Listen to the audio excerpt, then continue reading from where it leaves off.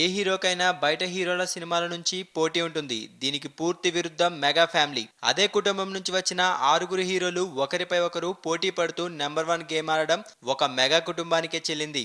ఒకప్పుడు చిరంజీవి సినిమాలకు పోటీగా పవన్ సినిమాలుండేవి. చిరంజీవి సినిమాల నుంచి తప్పుకున్నాక ఆయన స్థానాన్ని హీరో రామ్ చరణ్ అందుకొని తన కుటుంబ హీరోలందరికీ గట్టి పోటీ ఇస్తున్నారు. ముఖ్యంగా ఈ పోటీ పవన్, చరణ్, బన్నీల మధ్య ఎక్కువగా ఉంటుంది. ప్రస్తుతం నడుస్తున్న ఈ పోటీకి త్వరలో నాగబాబు కుమారుడు వరుణ్ తేజ్ కూడా కలవడం భవిష్యత్తులో ఈ పోటీని మరింత రసకందాయంలో తీసుకువెళ్తుందని విశ్లేషకులు అంటున్నారు.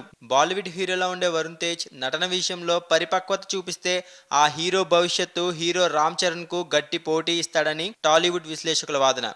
వీరి వాదన ప్రకారం అందం విషయంలో రామ్ చరణ్ తన కుటుంబ హీరోలందరికన్నా ఒక అడుగున వెనకట ఉంటాడని, అలాగే డ్యాన్స్ల విషయంలో కూడా బన్నీ కన్నా కొద్దిగా వెనక ఉంటాడని, అందువల్ల ఇప్పటికే మెగా ఫ్యామిలీ అందగాడు అని ప్రచారం జరుగుతున్న వరుణ్ తేజ్ ప్రస్తుతం తన మొదటి సినిమాగా క్రిష్ దర్శకత్వంలో నటిస్తున్న సినిమా హిట్ అయితే వరుణ్ తేజ్ నుంచి చెర్రీకి గట్టి పోటీ ఇస్తుందని అనుకుంటున్నారు.